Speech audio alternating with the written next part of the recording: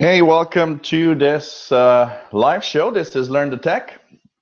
This is a show that we try to have every week, but is sometimes a little difficult with my tech guy duties. It's one of the shows that takes a lot of time to prepare, so that is why it's sometimes difficult for me to make a show on Learn the Tech because of the preparation that I don't always have a lot of time. So tonight we are on a tech show number 15. And we are May 17, 2016. This show is every Tuesdays at 6 p.m. Eastern Daylight Time, North America. That's 2200 hours Universal Time. And we talk about different technology subjects.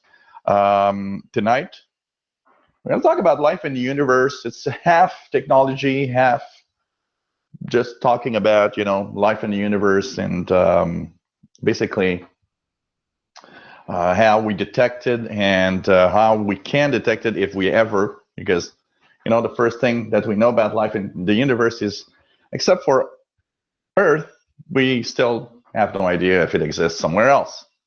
So that's what we're going to talk about tonight. It's going to be kind of a lot of blabber because of once again, I've not super prepared for this one, but I wanted to do a show tonight. And so, and it's something that I like. Astronomy is a passion for me. So I think it's going to be cool. So, life in the universe. Life in the universe. I'm going to try to get something here. And here we go. Life in the universe. And you know what? We're going to show you something at the end of the show that maybe you have no idea.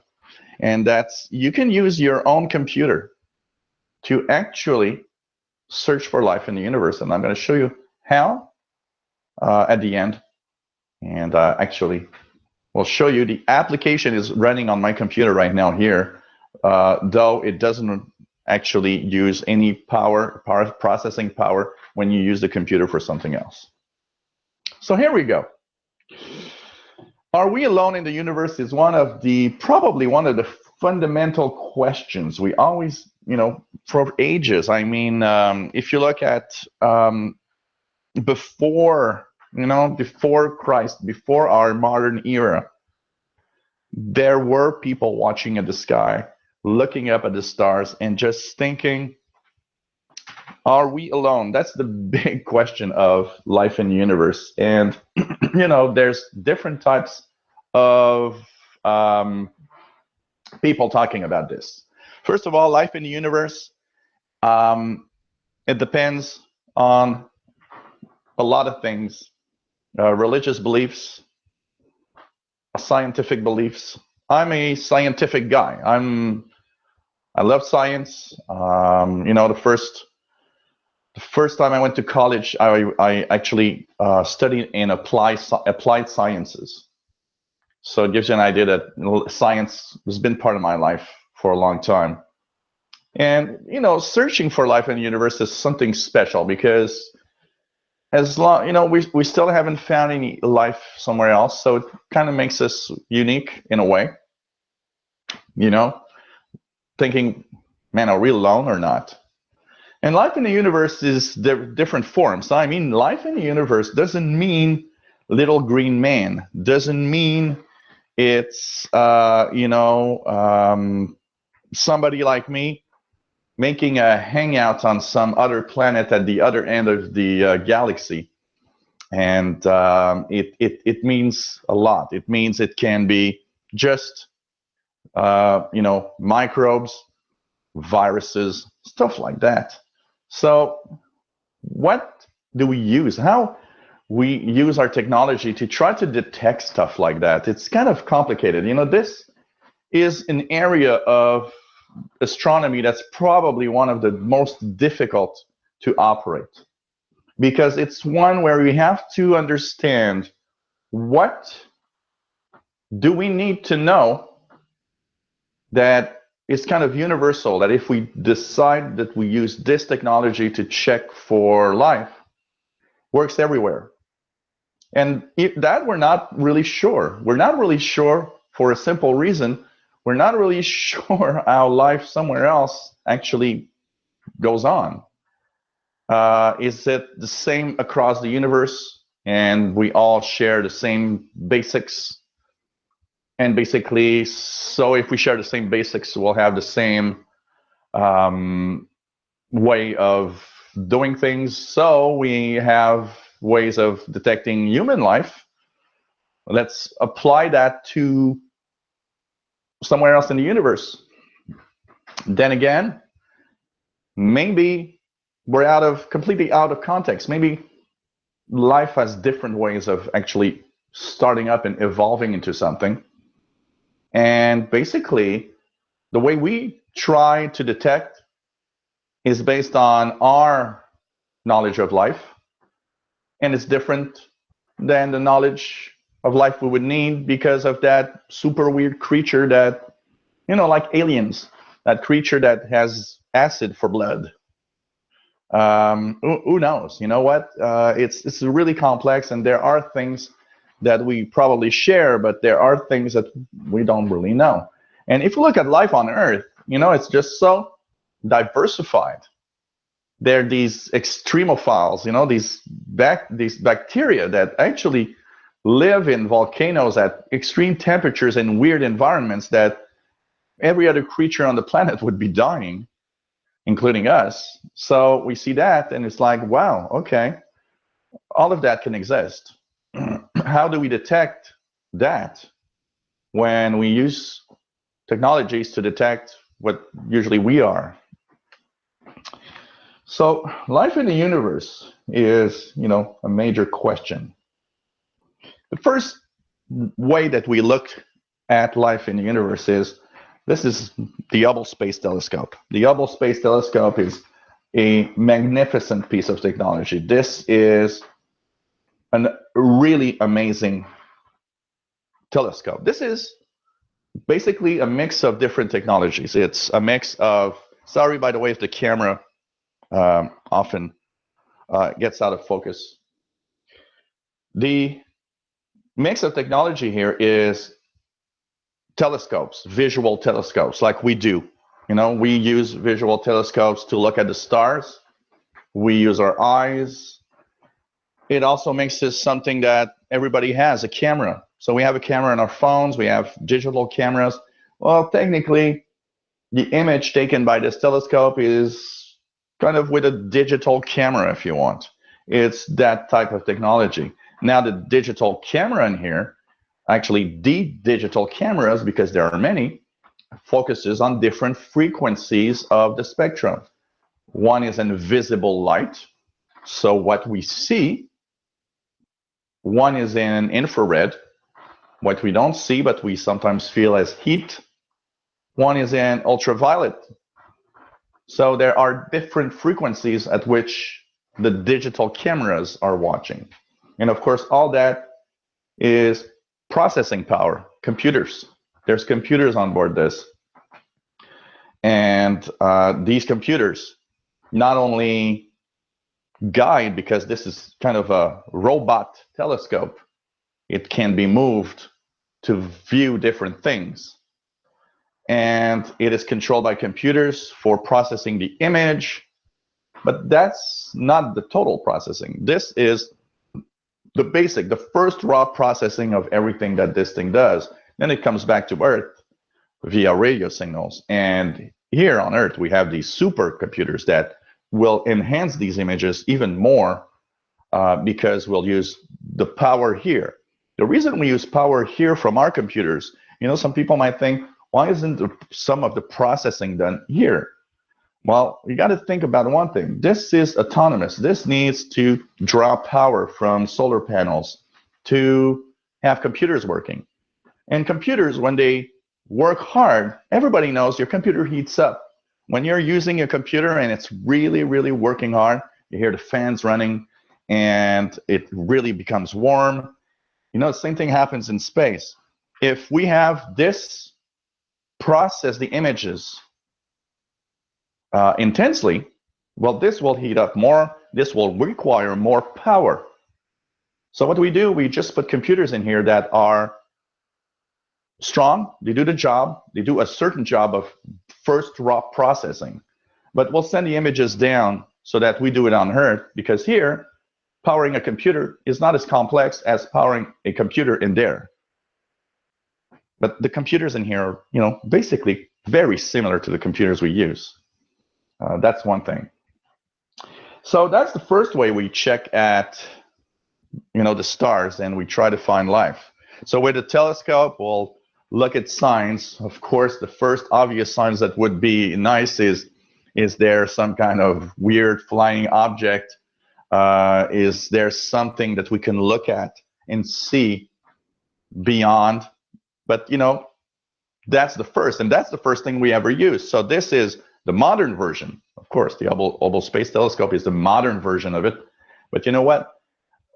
We've been using telescopes since Galileo. Galileo was the first guy that's just, one day he looked at a telescope and he's like, instead of looking at birds or mountains or things on Earth, what about if I look at the stars with it? And he found it, wow, just incredible. Suddenly, he saw Jupiter's moons. He noticed that Saturn had some kind of ring, but he wasn't sure it was rings. He saw that it was kind of weird at the equator. But, it was like, looks like some kind of ring system, and so on. And, that's our first way of observing. We observe with what we have, and with something that we, of course, have, that we use, our eyes. That's the first thing in observations very often. So that's the first way. Of course, this is the modern way. But even the telescopes today, the telescopes we use, like the ground-based telescopes, pretty much all now today have the basic technologies we use every day, which is like digital cameras. They have these sensors of the digital cameras to get the light, the images from the stars, and they get them in a very these sensors are like much higher grade than the one that we have. A lot of people start doing, and I actually did that with my digital camera. When I had my first Canon camera that had manual settings, I remember setting it and pointing at the stars and having it take pictures of long exposure of the sky. And it's amazing because you suddenly see things you don't even see with your eyes. And you're like, wow, this is really amazing technology stuff. So basically, we use this technology to view if life is out there, not just finding stuff. This is the first basic way that we've used it to see. Maybe we can see a little green man somewhere. Who knows? This is the first thing in the 20th century. Most of what we did to see if there were some extraterrestrial life was watch the sky. That's the first thing we did. Now, another way that we do use technology is radio telescopes. The first time that a radio telescope kind of surprised everybody with what's happening out there is in the 1940s. There's this group that's working on a radio telescope, but it's for Earth-to-Earth communications. It's like pinpointing long-distance communications through a radio telescope, a dish. They're trying to fix a dish receiver, and that receiver, they're testing it, and just by chance, the dish is pointing at the sky. And they listen and they hear pulses. Puck, puck, puck, puck, puck, puck. Very, very, very regular pulses intervals. So the guy looks at the other and says, hey, engineer, I think the receiver's broken. I hear this constant ticking. There must be something wrong. They dismantle, they look at it, they just look and they say like, man, this works fine. They tested everything, works fine. Put it back up, plug it to the antenna, puck, puck, puck, comes back, regular interval, pulses. And at that time, they're sitting and they're looking at each other. It's pointing at the sky, and they're like, are we receiving some kind of signal from extraterrestrial life or something? And that starts the idea that, hey, we can listen in on space. We've now started to have radio technology where we can not only look at the sky, we can listen to the sky via radio. And that becomes radio astronomy. Radio astronomy uses these big dishes. One of the very, very popular sites, the Very Large Array Telescope, which is an amazing place. There are different places around Earth where there are some really, really arrays of radio telescope. And the reason why we do an array of radio telescope is because it costs less to do 20 radio telescopes in line than to do a major, huge radio telescope that would be just so heavy and kind of difficult to just hold on its own weight. So, and it does it finally almost does the same job. So you have 50 radio telescopes at 4 square kilometers. And it's like having a 4 square kilometer radio telescope, except we have at regular intervals smaller dishes that listen to the sky. And so the first transmission we hear, okay, aliens are sending us pulses, and they look and they finally find out, no, it's not aliens, it's not extraterrestrials, it's simply a pulsar. It's like the sun. Our sun is a star, but except it's a very unique star. It's a star that spins at an enormous speed. It transmits beams of energy extremely precisely at specific intervals. And so as it's spinning, one of its beams of energy is actually pointing towards Earth every few seconds. And so in the radio, when you listen to the correct frequency, you hear a pulse. And, you know, we have a chance there. We're tuned to the correct frequency by chance. We're pointing to it by chance, you know, and a lot of the science is actually that. A lot of the science is chance. We've discovered by chance something. It's like, wow, okay. So radio telescopes is another type of technology we use. It uses radio. Everybody knows what a radio is. You listen to FM music and so on. Well, we listen and we're thinking, hey, we're sending out radio signals. I would guess that aliens somewhere are also sending out radio signals. And by the way, I want to say cheers to everyone. This is a cherry flavored beer, by the way. And I must say it's really good. Really good. So, you know, we're sending out signals, so there must be aliens sending out signals. So we start thinking about okay, let's use a radio telescope. Of course, use computers. As time goes by, you also use computers. The computers can analyze the signals. The computers can check out a signal where you hear nothing, but the computer sees something, a pattern of some sort. And we have to find out, okay, what's the difference between a natural signal made by something in the universe and a signal that would be created by some intelligent being? What's the signature? What's the difference? And we rapidly see that there's a difference. Pulsars, all the noise sources we hear in the universe tend to be of some kind of wide spectrum, it's like really randomized. You see that there's like no pattern or anything except maybe, the pulse of the pulsars and stuff like that. And when we look at Earth and the radio signals we send out, what we see is that actually Earth-made signals by us humans have specific patterns. They're very narrow banded. So a FM signal of a station is very narrow in its frequency compared to pulses from the universe or all sorts of noise coming from somewhere else, which is kind of random wide noise. And instead of being very narrow, it's huge, it's large in its frequency spectrum. We could see that, okay, by having narrow signals, stuff like that, indication of maybe intelligent being made signals.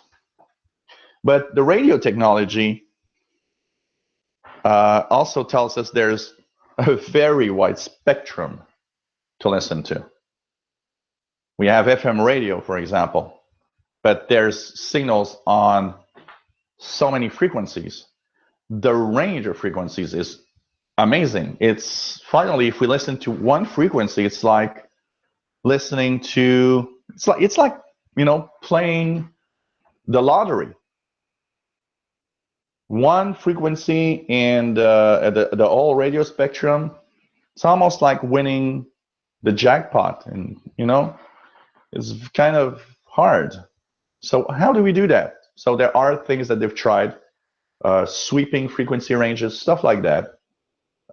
Some computers are used today to, for example, sweep very large ranges of frequencies in a very fast amount of time. Anyone that owned a police scanner, okay, you guys, I'm going to show you a police scanner. As we, I am a tech guy, so this is one form of police scanner. Sorry if I'm out of the focus, but here's an example, police scanner, but this is a much more advanced. This is on my radio side. I'm very, very passionate about radio, and so this is one example.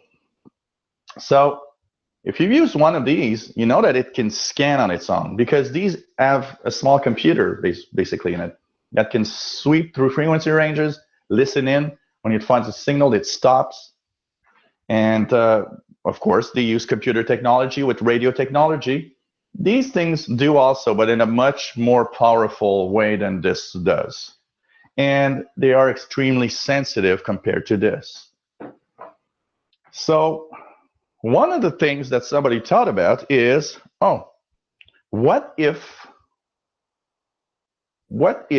aliens that want to communicate with us use something that's very common in science, something that we know, if we have to listen to aliens, we're going to transmit there and we're going to listen there. And that's where SETI, Search for Extraterrestrial Intelligence, listens.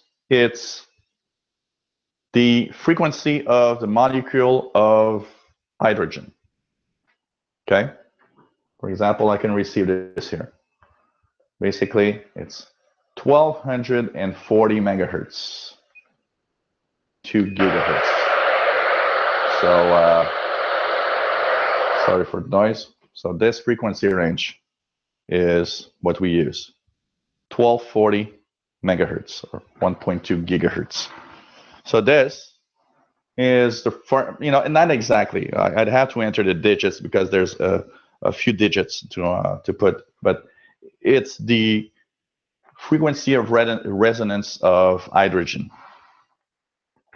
And the frequency of resonance of hydrogen, the reason we use that is the most abundant element in all of the universe. And everything we know, and everything that's ever been done, in some way comes from the hydrogen molecules that reshaped in some way. The stars created other molecules with heat.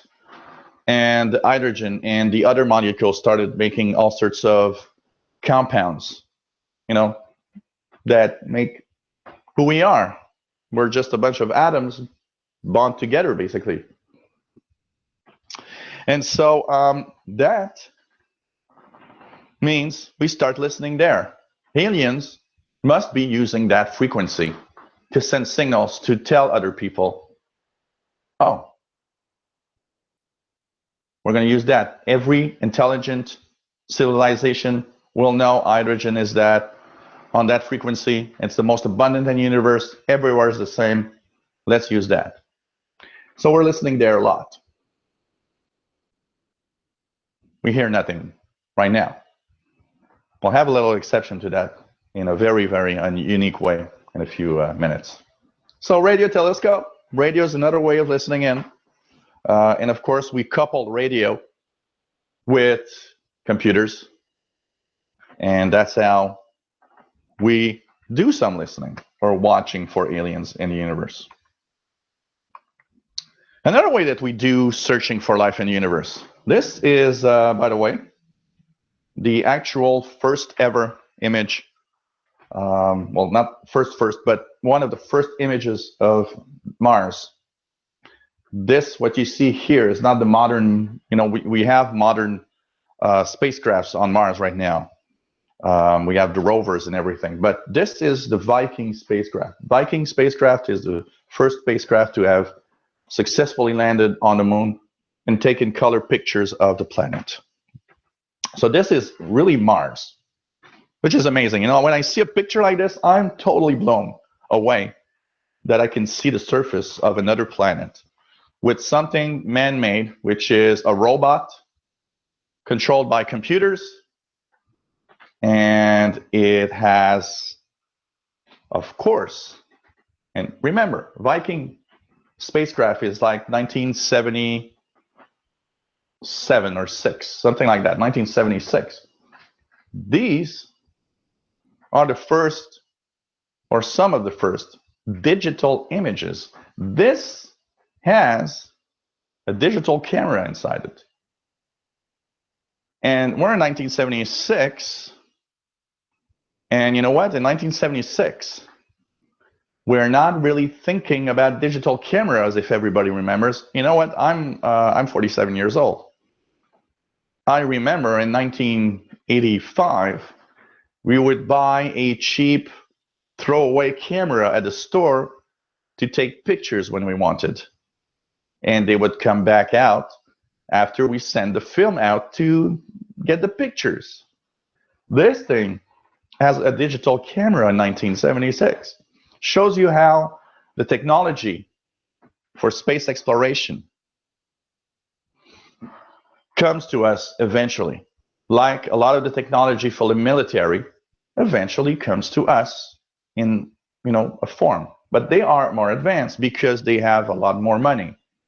So, the digital camera in here in 1976 probably cost hundreds of thousands, if not millions of dollars, because it's extremely unusual technology for the time.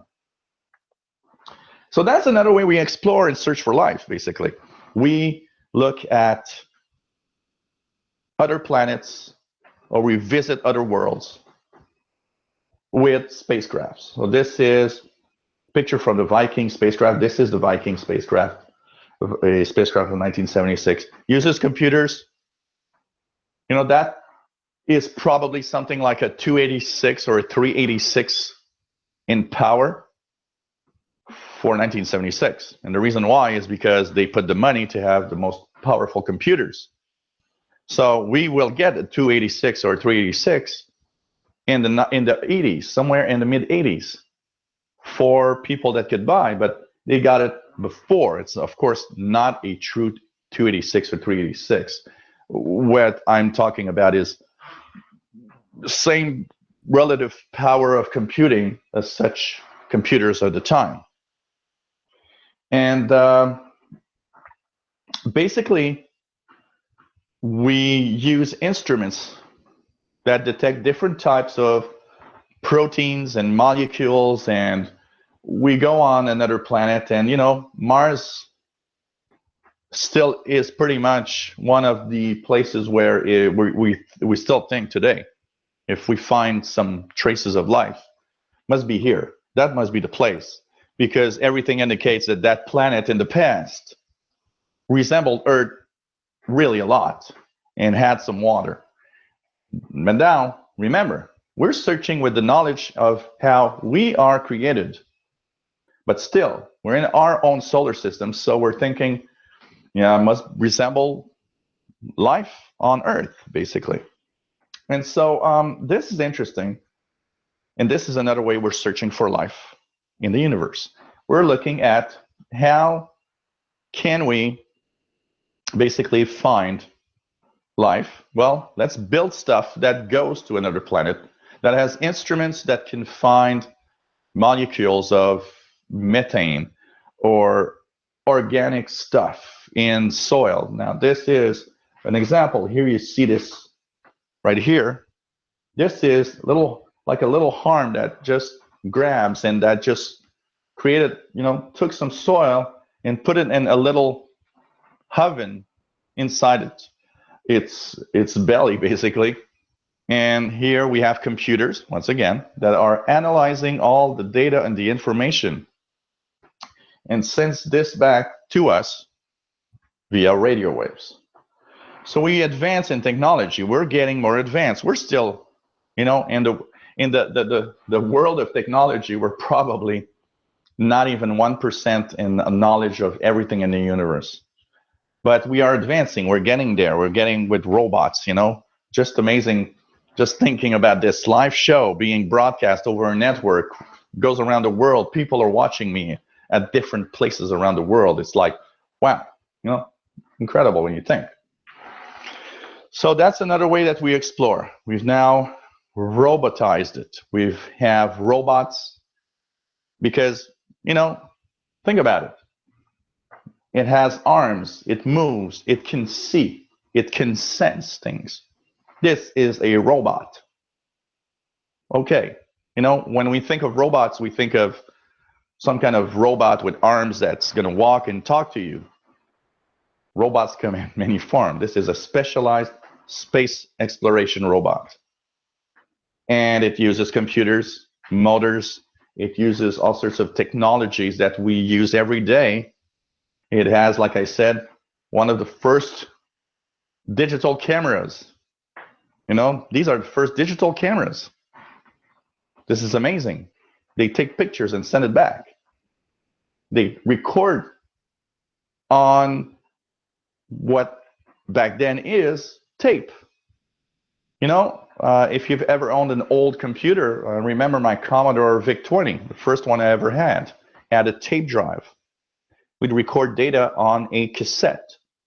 It was magnetic recording. This uses magnetic recording. Why? Because in 1976, don't even think about bringing a hard drive out into Mars, because the hard drive is bigger than the robot.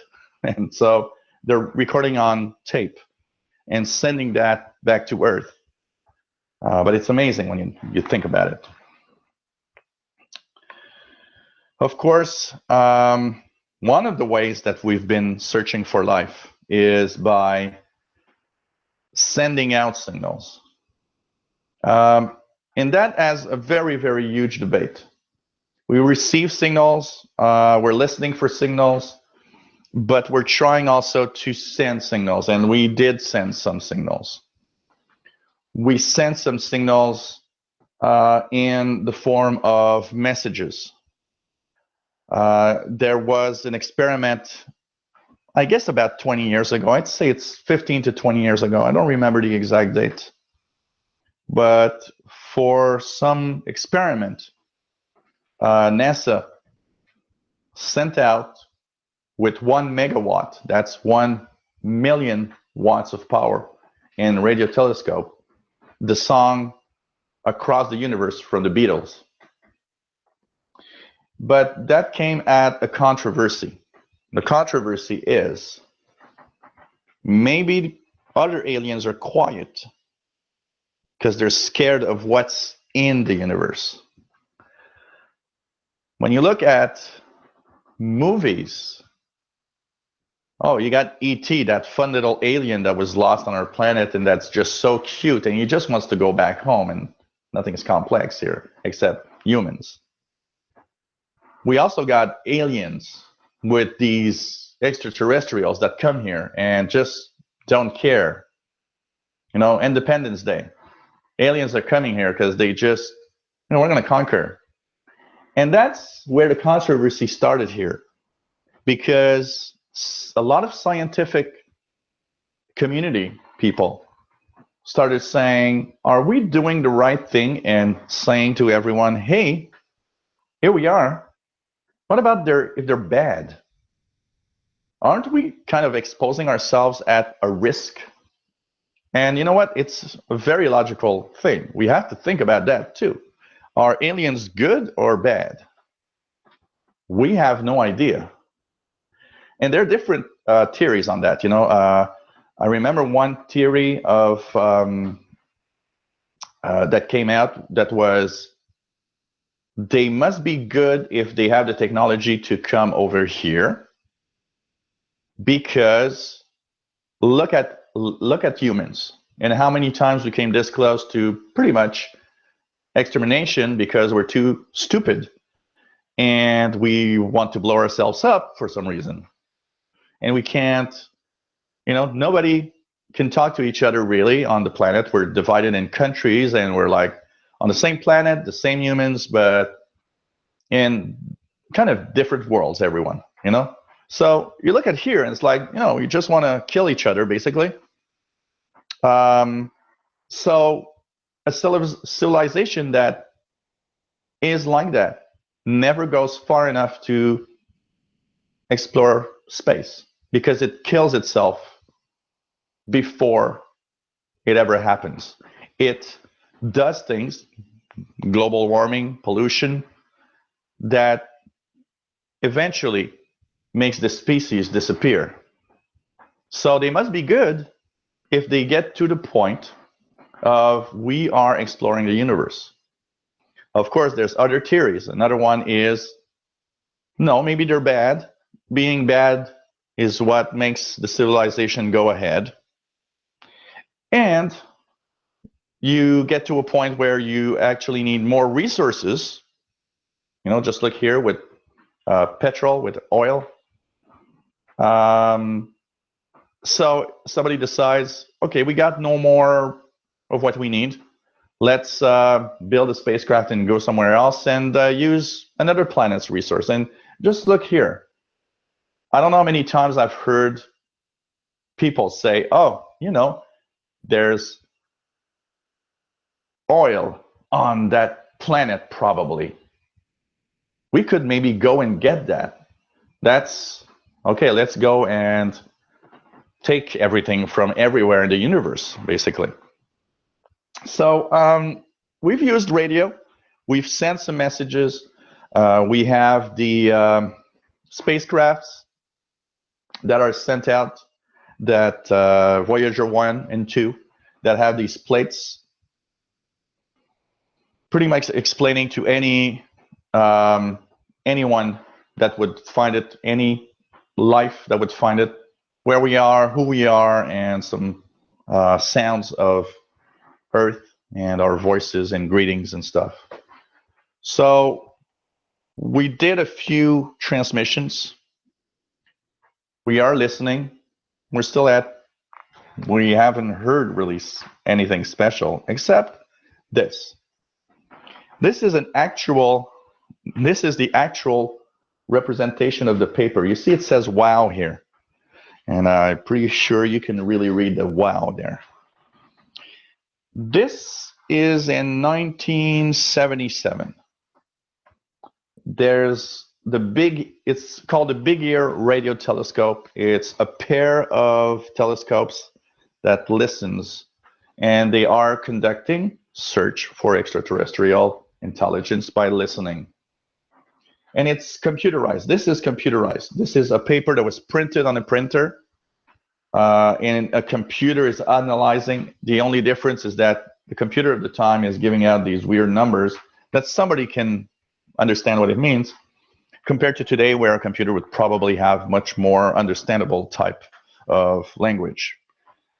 So this is what we call the wow signal. If anyone wants to search just for the fun of it, just search after the show, Google wow signal. In 1977, the Big Ear Radio Telescope gets to this series of characters, 6EQUJ5. 5, and a 7 here that's circled, another 6 that's circled. This basically is a very powerful signal that's suddenly heard. And because the Big Ear radio telescope is a pair, the pair is actually something like 65 seconds apart, because the Big Ear telescope, okay, can't move. The sky moves because the Earth turns. And from one to the other, it's something like 75 seconds or 65 seconds. So when you hear something on one, you'll hear it 75 seconds later on the other one. And it actually happens. This signal, very strong, is heard on the first one. It's heard on the second one, 75 seconds later. And many, many, many verifications are done. Yes, there are some satellites in orbit in 1977. Yes, there could be something that happened and we're not sure. So basically what's happening is there are a lot of verifications. And it's called the wow signal because the science, the scientific, or the guy that found it, basically the professor or whatever, the researcher, when he saw this, was so amazed that he wrote wow. And that's why it's called the wow signal. This is probably the best we've ever had of maybe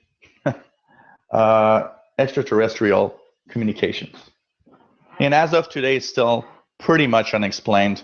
There's a lot of theories, a lot of different papers were put on it. Still, by the nature of this signal, which is not a wideband signal, it's a more narrow type signal and everything, it's very mysterious. And it's like, wow, could this have been something? Now, of course, they've listened to that part of the sky again. And for those that wonder what part of the sky it is the vicinity of the Big Dipper. If you've seen the Big Dipper in the northern hemisphere, Ursa Major, as it's called in Latin. This is the best candidate we ever had. But you know what? They've listened to that same part of the sky for years afterwards and never heard anything again. So we don't know. Some kind of defect or something happened, some kind of reflection of a signal or something created that we don't know about by some kind of natural process. We'll maybe never know. But this is an interesting paper. It's something, I like this, and I like to show this because it's, for me, it's like, wow, maybe this one day will be, hey, that's the first time we heard aliens. But we didn't know about it until 300 years later. Who knows? And of course, printer technology, computer technology, radio technology, all mixed in for that. Another way that we're thinking that maybe we could use technology in order to communicate or receive signals from aliens is laser technology. And the reason why, by the way, this, just for anyone that wonders, if you ever go next to a telescope, big telescope at night, and you see a laser shooting up, don't think they're communicating with aliens. It's because they are using the light from the laser received back in the radio telescope, and they can actually analyze the atmosphere, how agitated it is, and a computer applies a correction to the telescope to adjust the image that they'll be watching. So it's pretty amazing. But we are thinking, in order to get some form of signal, some form of information really far into the space, one of the things we know is that we need very narrow transmissions, very, very powerful and narrow transmissions, because we need to have as little loss as possible. Right now, Earth is a mishmash of radio frequencies because there's FM stations, TV stations, all sorts of frequencies are used to transmit stuff. But it's not focused transmissions. It's rather generally sent, wideband sent. It's not focused on anything. So it loses its receive capabilities quite fast. Radio signals are half as strong. No, we're going to start again. Radio signals are 4 times weaker every time we double the distance.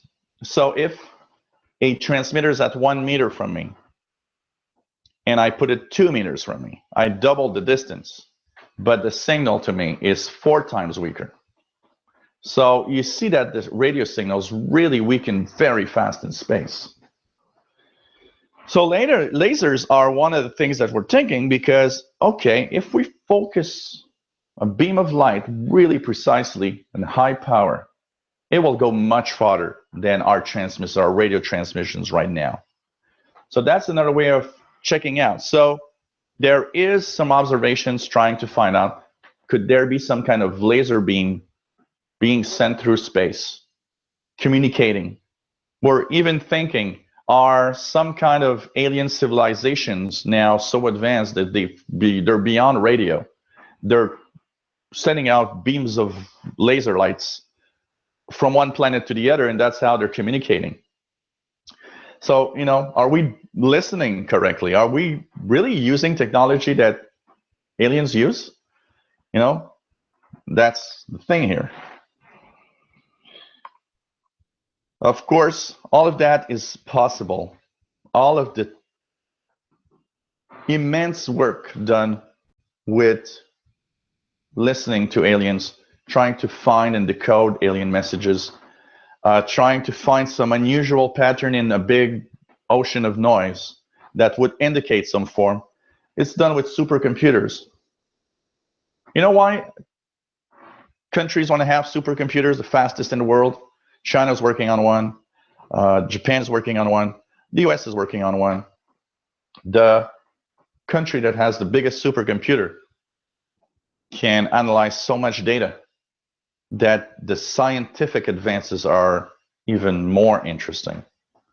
We can, with supercomputers, see things or analyze things that would take so much time on regular computers that we, in a human's lifetime, will never know. So basically, supercomputers are at the heart of a lot of the research done for pretty much everything, from medicine and cancer and, Earth atmosphere, knowing the weather. The weather is, people laugh at the weather, being wrong all the time. But you know what? It's one of the most difficult things that you can actually try to find what the weather going to be like in 3 days, because Earth's atmosphere is just almost so random. And with all the things that arrive here, the solar light and the clouds and the stuff, and it's just complex. And supercomputers do an enormous job in helping refine and do a better job at knowing what's going to be the weather 2 days from now. And supercomputers are used in astronomy a lot. Finding life in the universe. That's part. That's one part. SETI Institute. That's the institute that actually searches for life. It's Search for Extraterrestrial Intelligence. And you know what? The SETI Institute, when it started, had a lot of funding. Then we came to budget cuts, government cuts. It almost disappeared. The SETI Institute almost disappeared at some point. And they were able to stay afloat because a few people with deep pockets finally helped them. And they've been going on. But you know what? They're on the verge. And it's sad because one of the biggest problems right now is that we have the scientific community and the religious community. There's kind of a fight. And there's like a lot of religious people. It's like, oh no, why do all this research and stuff? And there's no life in the universe. God created us, which is not what I share as knowledge, as my personal opinion. So the SETI Institute has a lot of problems, and a lot of people also saying, well, why we put money in this? Who cares if there's life somewhere else? And no, it's very important. It's important for us too. Earth will not be eternal. Earth will eventually not be a place where we can live. We have to continue our search and continue our scientific search in order to just, at the most basics, save the species. The SETI Institute has something called SETI at Home. Now, you know what? I had forgotten about SETI at Home before I made this show. It's when I started talking about and thinking about what I was going to talk about tonight that I remembered that in the late 90s, early 2000s, I was running a program that was analyzing SETI's data, and they were analyzing all the data all the time, and the results were sent back. And I remember I found that so cool. I'm using my computer to maybe find life in the universe. And while I was preparing this show, I said, my God, SETI at Home, does that still exist? And yes, it does. SETI at Home is something that all of you can do. It's a computer program that you run on your computer and that receives data from SETI. So it's data from a radio telescope. The program in your computer analyzes that data. And once the data is analyzed, it sends back that information, and you receive another chunk of data, and it continues. And you might think, why does SETI need our computers? I just told you that SETI has no budget. They have very little money, and they're barely continuing on. So they were the first to do this. They had a great idea. Hey, there's hundreds of millions of computers around the world. What if we ask people to use a small chunk of the processing power of their home computer to analyze data for us? And millions of computers together that do that, it's pretty much like having a supercomputer analyze the data. So SETI at Home, you install it by installing an application called BOINC, B-O-I-N-C, B-O-I-N-C, BOINC. So this is what it looks like. I got it right now, SETI at Home. I've had the project SETI at Home here. And what it does, it's right now doing some computing. Now, the way it works is that you install B-O-I-N-C, BOINC, and in here you have a list of all sorts of things, projects that you can get. And so in the list you find SETI at Home. Basically, SETI at Home is checking out and analyzing data. So now I'm not touching the computer. You see that it's actually time elapsed, how much time left for the data, 3 hours, 40 minutes. That's for the chunk of data to be analyzed by my computer. I am, right now, as you watch, analyzing data, and who knows, maybe finding extraterrestrial life. And you can all do that on your computers.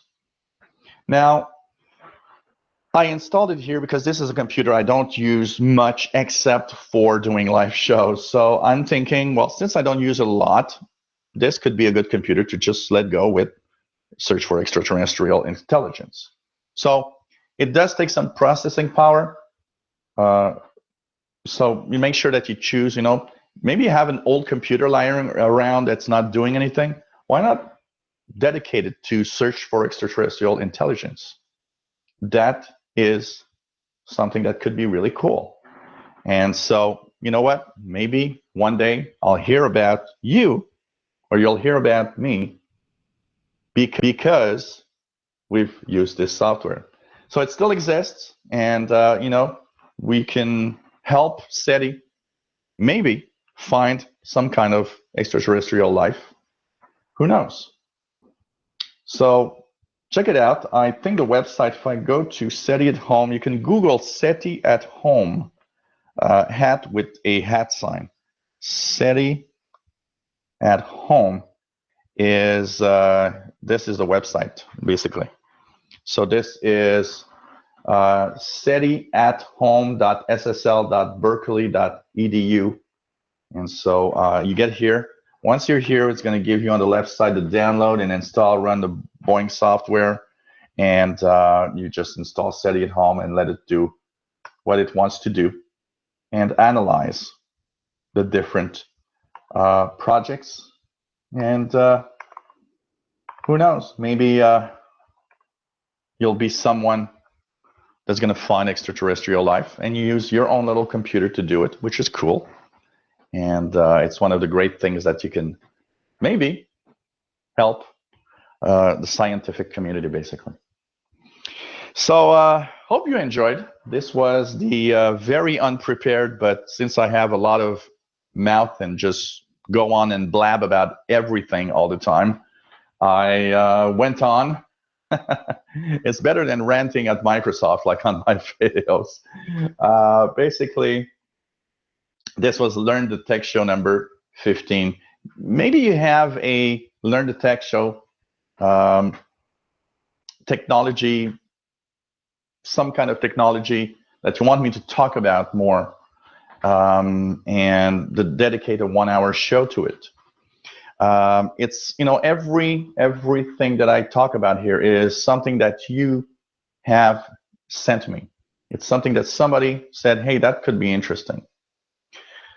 Next week, we're going to talk about artificial intelligence. So next week, our show is dedicated to artificial intelligence, where it comes from, the first artificial intelligence we've created. What is artificial intelligence? How does it work? How does a computer know what I want to do before I actually do it? How does Cortana do stuff like she's doing? Siri in your iPhone, or Google, Google Voice. It is artificial intelligence, and it's getting more and more powerful. So it's pretty amazing what can be done with that. So we're going to talk about it, the beginnings up to what we're doing today and the future of artificial intelligence. And you know what? It's an episode that you're going to find probably fascinating and scary at the same time. So hope you enjoyed today's show. This was Learn the Tech show number 15 for May 17, 2015. Thank you all for being here. Don't forget, Tuesdays is our live show day. Tuesdays starts at 3 p.m. Eastern Daylight Time, 90-minute show where I answer your tech questions. I get a lot of great comments. Thanks to everyone that sends me the comments of how you love my shows. And so 90 minutes of answering your questions. And you send them at helpwithyourcomputers@gmail.com. Then at 6 p.m., we have the 1-hour show, which is this one, Learn the Tech. We talk about anything about technology. It doesn't have to be about computers. It just needs to be about technology. So next week, artificial intelligence, 6 p.m. Eastern Daylight Time, 2200 hours UTC. Take care, everyone. Have a nice week, and see you next Tuesday. Bye-bye.